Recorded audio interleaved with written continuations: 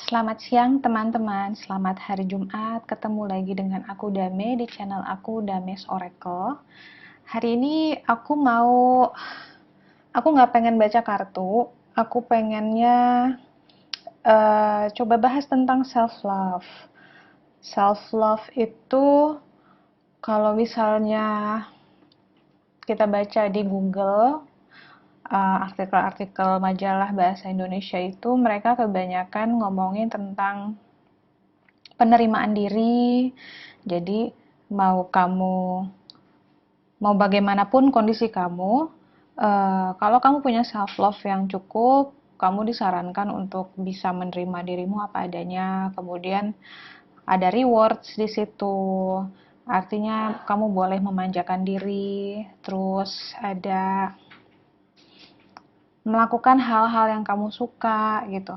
Nah, aku mau sharing tentang self love yang aku jalanin sendiri, yang aku sendiri akhirnya menemukan apa itu self love tanpa dikasih tahu orang. Karena kalau misalnya kita belum merasakan apa itu self love, kita cuman baca nih ya, kita nggak akan ngerti sebenarnya. Jadi banyak di hidup ini yang kalau kamu baca di buku, kamu paham gitu ya, kamu oh oke. Tapi kamu belum sampai ke esensinya gitu. Jadi beda antara menerima informasi, mengetahui teori dengan ngalamin sendiri. Ngalamin sendiri tuh perasaan empoweringnya tuh besar sekali. Makanya di sini aku harap dengan aku sharing, karena aku yakin sebenarnya yang namanya self love itu hal yang sangat mudah dilakukan. Cuman yang menjadi sulit, karena kenapa menjadi sulit? Karena kita tidak terbiasa melakukannya atau kita tidak rela melakukannya, ya. Jadi menurut aku self love bukan cuman soal mengizinkan diri untuk melakukan hal yang kita sukai atau memberikan diri gratifikasi atau hal-hal yang memang kita pengen gitu. Kayak misalnya kita habis ujian terus dapat nilai bagus, sudah kerja keras, lalu kita jajan atau kita beli barang mahal untuk menghibur diri gitu kan, atau kita habis putus kemudian kita makan es krim. Itu bukan self love. Dulu pernah ada subscriber yang nanya apakah itu termasuk self love, dan aku bilangnya jangan kecelek sama self indulgence. Self indulgence itu memanjakan diri, which is kalau memanjakan diri dalam porsi yang sehat itu memang ada di dalam self love, tapi kebanyakan orang salah arti mengartikan self love itu adalah membela diri sendiri, mengutamakan kenyamanan diri dibandingkan orang lain. Enggak gitu. Kalau kamu selalu mengutamakan kenyamanan diri, nanti akhirnya kamu jadi egois. Itu yang namanya jadinya selfish. Tapi kalau self love, semua ada kadar yang sehat, berada dalam takaran yang sehat, dan takaran itu cuman kamu yang tahu, karena ini berkenaan dengan tubuh kamu, dengan kapasitas berpikir kamu, dengan kapasitas mental kamu gitu kan. Ada orang lain yang memang lebih punya kapasitas yang besar. Nah, kalau kamu cinta sama diri sendiri, kalau self love kamu baik, aku tidak akan nyuruh kamu untuk kalau misalnya kamu nggak bisa kerja dari jam 9 sampai jam 5 ya. Misal kapasitas kamu cuma bisa kerja sampai jam 12. Nah, tapi kamu lihat orang lain dari jam 9 sampai jam 5 tuh kerja. Kalau kamu tahu diri kamu punya self love, kamu akan bilang ke bos kamu atau kamu akan bilang ke partner kerja kamu bahwa aku cuma bisa kerja dari jam segini sampai jam segini. Itu bukan alasan karena kamu males ya. Karena memang kapasitasmu cuma segitu. Gitu. Jadi ya harus bisa berani. Nah, di situ juga ya kenapa orang enggan untuk melakukan self love ini. Soalnya kebanyakan itu akan membuat mereka dilihat seperti beda daripada orang lain. Sebentar ya, aku mau jawabin WhatsApp dulu. Sebentar aja. sebentar.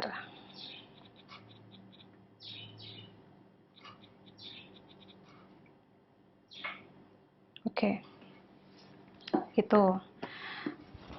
Nah, terus makanya kalau orang punya self love yang baik, dia akan kenal sama dirinya, dan itu berkaitan banget. Orang yang kenal sama dirinya, dia akan punya self love yang baik karena dia tahu batasan sehat dalam berhubungan sampai mana. Dia tahu batasan dia untuk bergaul sampai mana gitu, dan itu nggak bisa disamain sama semua orang. Itu setiap orang tuh punya formulanya sendiri-sendiri.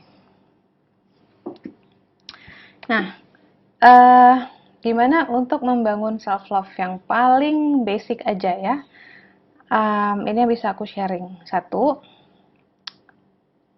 gaya hidupnya diubah.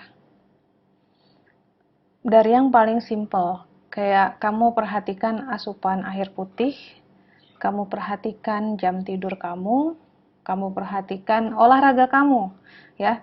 Jadi self love itu bukan cuman bicara soal hal yang kamu suka lakuin.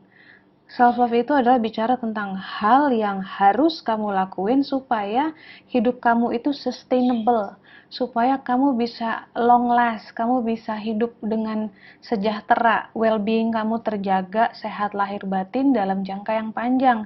Dan kadang-kadang di dalam situ kita harus melakukan hal-hal yang kita nggak suka. Misalnya kalau males olahraga, nah itu salah satu hal yang menghambat self love. Kamu berarti nggak sayang sama diri kamu.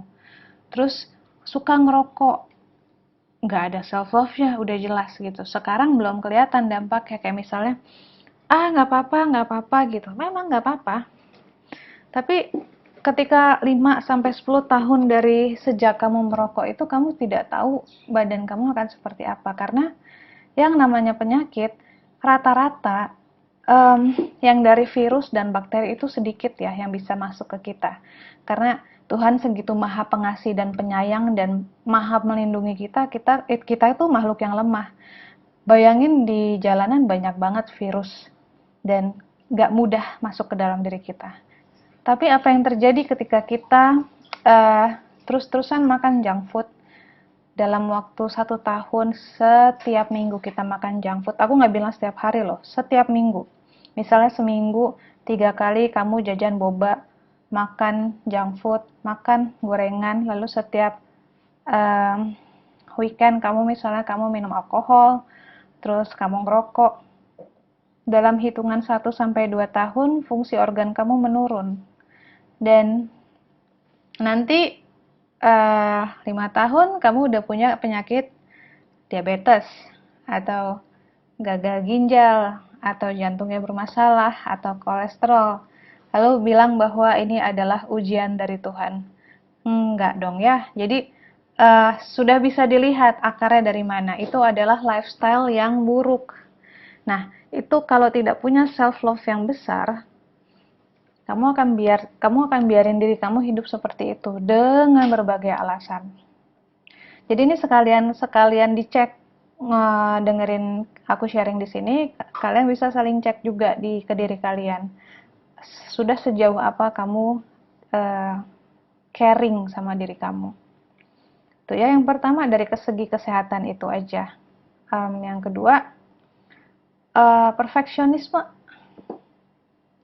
Nggak ada gunanya kita punya sifat perfeksionis. Mau itu misalnya kamu anak kuliahan atau udah kerja dan kamu mau segala sesuatunya sempurna sesuai dengan rencana kamu gitu kan, dan kamu mau hidup berjalan sesuai dengan yang sudah kamu planning gitu. Kalau itu tidak terjadi, kamu stres. Nah, akhirnya jadi stres ya. Jadi sifat perfeksionisme itu hanya berguna kalau kamu seorang seniman, atau memang untuk pekerjaan itu boleh, tapi jangan sampai kamu menerapkan itu kepada hidup. Itu berarti kamu tidak cinta sama diri kamu sendiri, karena itu adalah sumber stres yang paling besar. Menerapkan perfeksionisme di dalam dinamika hidup sehari-hari, wah, aku nggak tahu lagi deh itu gimana nanti. Tuh, Yang ketiga, relationship. Sekarang banyak istilah toxic relationship. Kita pun juga bisa menjadi toxic buat orang lain. Nah, palingan gini aja, aku bisa sharing ya. Ada suatu kondisi di masa hidupku di mana teman-temanku berkurang dengan drastis. Dan aku menjadi sangat kesepian. Itu aku belum sadar tuh, di momen itu aku belum sadar apa yang terjadi. Lalu aku mencoba meraih mereka kembali. Atau segala kekosongan ini aku tambal dengan membuat teman baru. Ya, jadi ingat, dalam kondisi kesepian aku membuat teman baru. Sampai apa yang terjadi? Ternyata orang-orang baru ini pun juga perlahan-lahan rontok atau aku ngerasa pertemanan aku dengan mereka tuh rasanya aneh gitu, nggak klik. Tapi aku mikir daripada nggak ada teman. Sampai akhirnya makin aku dewasa, kemudian aku dikasih lihat gitu ya, seiring berjalannya waktu aku dikasih lihat mereka itu orang seperti apa, dan orang-orang yang pergi dari hidup aku juga orang seperti apa. Akhirnya aku paham, ternyata pada saat banyak orang pergi dari hidup aku itu, ternyata mereka itu tidak baik untuk pertumbuhan aku. Aku nggak bilang mereka jahat, aku nggak bilang mereka orang yang buruk. Tapi aku sebagai manusia tuh nggak tahu maksudnya Tuhan, kenapa aku harus sendirian pada saat itu. Ternyata sekarang aku paham. Mereka-mereka ini yang dihilangkan dari hidup aku pada waktu itu adalah orang-orang yang problemnya banyak sekali. Yang hidupnya penuh dengan drama. Walaupun mereka ketika berduaan sama aku, mereka tidak mencoba ngasih bebannya ke aku ya. Tapi mungkin energinya nggak bagus buat aku waktu itu. Mungkin aku waktu itu sangat fragile karena sedang mengalami fase awakening dan sedang banyak perubahan hidup. Pada waktu itu ayahku meninggal, kemudian aku harus resign dari kantor, kemudian mantan aku yang udah lama juga aku tahu ternyata dia selingkuh. Jadi aku sendiri sedang rapuh dan butuh temen, tapi ternyata Tuhan nggak kasih aku temen satupun yang bisa bener-bener istilahnya tempat aku bersandar. Dan itu dulu waktu ketika aku belum tahu itu kenapa, rasanya nyiksa banget dan kayaknya nggak adil banget buat aku. Kok orang lain bisa punya teman banyak dan mereka baik-baik saja, sedangkan aku yang jelas-jelas butuh seseorang, aku malah dibikin sendirian. Dan sekarang baru aku bisa lihat bahwa mereka-mereka ini yang hilang memang orang-orang yang berproblem banyak sekali, yang sampai detik ini pun aku tidak bermaksud menghakimi, tapi sampai detik ini pun mereka tidak berubah karakternya. Mereka tetap banyak problem. Ya, kita sebagai manusia banyak masalah, tapi adalah satu persatu kita bisa selesaikan. Tapi yang jauh ini, yang dijauhin dari aku, mereka masih sama cerita lama gitu. Maksudnya masalah yang mereka hadapi dari dulu sampai sekarang itu tidak berubah. Dan ketika aku sendirian itu pun aku akhirnya tahu bahwa ternyata aku sanggup gitu ya. Jadi self love juga seperti itu. Kadang self love bentuknya adalah menyingkirkan orang-orang yang kita sayang tapi menghambat pertumbuhan jiwa kita. Ciri-cirinya seperti apa sih orang-orang ini? Yang paling jelas kalau aku bisa lihat, problemnya nggak pernah berubah. Dari tahun ke tahun berteman sama kita, mereka masalahnya itu-itu aja. Dan akhirnya, kalau kita stay sama mereka, kita berada di frekuensi yang sama, dan apalagi mereka misalnya orang-orang berkarakter kuat, kita akan terhambat untuk bisa naik. Jadi kena influence-nya, kena pengaruhnya, dan pengaruhnya selalu di situ, di bawah. Terus sementara orang tuh pelan-pelan naik, mereka tetap aja ngeluhin hal yang sama. Terus kalaupun mereka bertumbuh, pertumbuhannya lama sekali. Tuh. Lalu problem banyak yang tidak selesai-selesai, dan mereka suka sekali ngurusin problem orang juga. Ya jadi kalian bisa tahu lah gitu. Kalau misalnya itu suami lagi masak, heboh banget. Santai, Beb. Jadi kalian bisa tahu lah mana teman-teman yang memang energinya ringan, meskipun mereka hidupnya susah, meskipun mereka hidupnya banyak banyak cobaan, tapi dibawa ringan karena mereka ikhlas. Bukan orang-orang yang sudahlah ya, misalnya nih dari segi kehidupan mereka cukup, orang tua masih lengkap, sekolahnya bagus tapi ngeluh mulu. Nah, kayak gitu. Jadi hati-hati sama orang-orang kayak gitu. Pilih-pilih teman. It's okay untuk sendirian, nggak apa-apa. Karena, oh, duh, beneran deh, kamu nggak tahu. Ketika Tuhan bikin kamu sendirian, itu sebenarnya bener-bener kamu bener-bener dilindungi dari banyak hal. Jadi untuk kalian yang denger ini, mungkin dalam kondisi hidup yang sama yang aku ceritain tadi, sabar sedikit. Lalui dengan sabar. Terus, um, pekerjaan juga gitu ya. Pekerjaan yang toksik. Aku tahu cari uang itu tidak mudah untuk beberapa orang. Dan banyak yang harus dibayar, mungkin hutang, mungkin tagihan, mungkin harus menyekolahkan anak. Tapi kalau kita bergumul di suatu tempat yang tidak baik untuk kita, lama-lama energi kita juga habis dan itu self love kita juga artinya tidak ada. Kalau aku ngomong kayak gini karena berdasarkan pengalaman. Aku orangnya tipe nekat. Ketika aku nggak cocok di suatu tempat pekerjaan atau kantor dan sudah sangat toksik, aku resign. Meskipun aku belum punya pekerjaan, meskipun aku harus bayar kartu kredit dan harus makan ya, tapi aku resign dulu. Aku beda sama orang lain. Orang lain mungkin cari kerjaan dulu baru resign. Kalau aku nggak, aku resign dulu. Karena aku nggak sanggup untuk wawancara dengan kondisi yang kacau gitu ya. Banyak banget beban, terus harus masuk kantor. Aku nggak bisa kayak gitu. Jadi kemarin itu yang aku lakukan adalah aku resign. Dan ya alhamdulillah selalu ada aja gitu. Ada aja yang datang ke hidup aku untuk minta bantuan, kemudian aku dibayar, kemudian ada project, akhirnya kayak begitu. Jadi kalau aku dengar teman-teman mempertahankan suatu pekerjaan dengan alasan keuangan, aku bingung mau ngasih saran gimana karena aku bukan orang yang kayak gitu. Aku paham kenapa mereka bersikap kayak gitu karena mereka takut.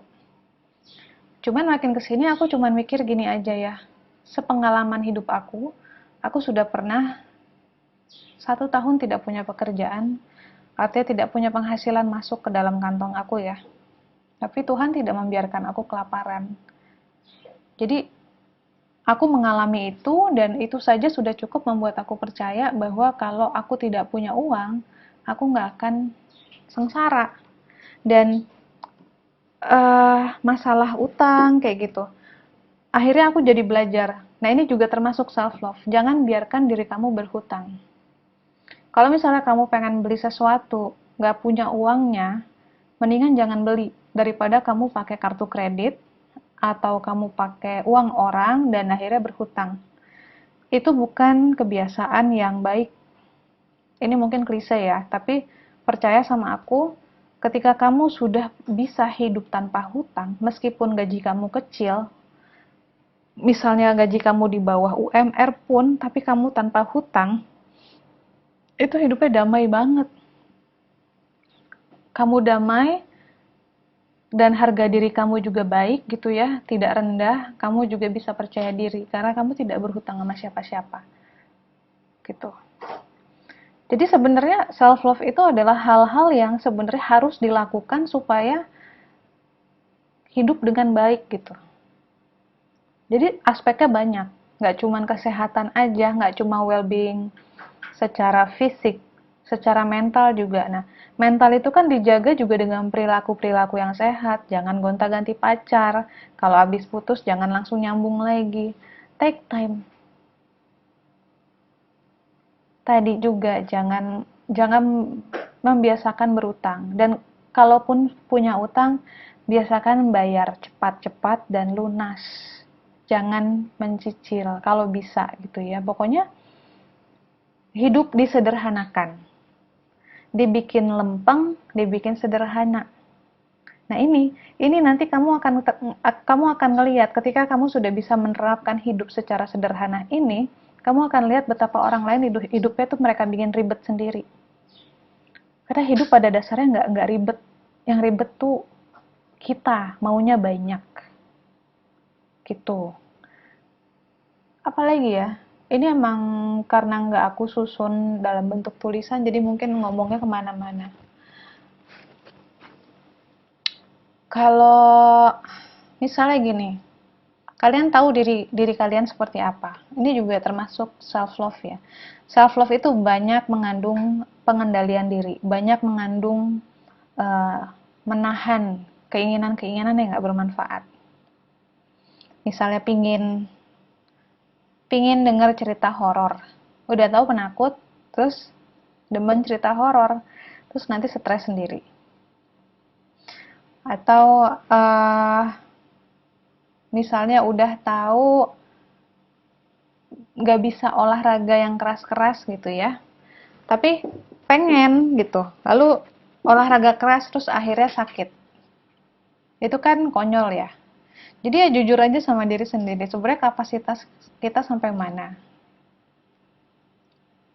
dan ikuti tubuh itu, ikuti kapasitas itu gitu loh.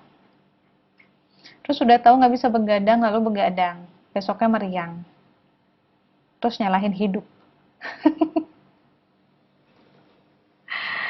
Gitu. Jadi uh, susah-susah gampang, karena aku sendiri juga masih terus mempraktekkan. Lama-lama yang dipraktekkan makin hal-hal yang kecil tapi bisa mengubah karakter, bisa mengubah hidup kita dalam hal besar. Aku mau mencoba mempraktekkan, membiasakan diri misalnya tidak membatin, mengeluh ya. Jadi keluhan itu nggak cuma di mulut, tapi di dalam hati.